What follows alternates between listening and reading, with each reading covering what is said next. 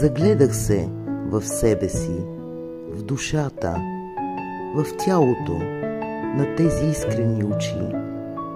Отправям зов, не търся аз отплата от никого, безмислено и от враговете ми дори. Дали ще мога да започна от начало? Ще спра ли, за да си поема дъх? Неимоверно, като цвете разцъфтяло, частица обич, когато искаме да вдишваме я с друг.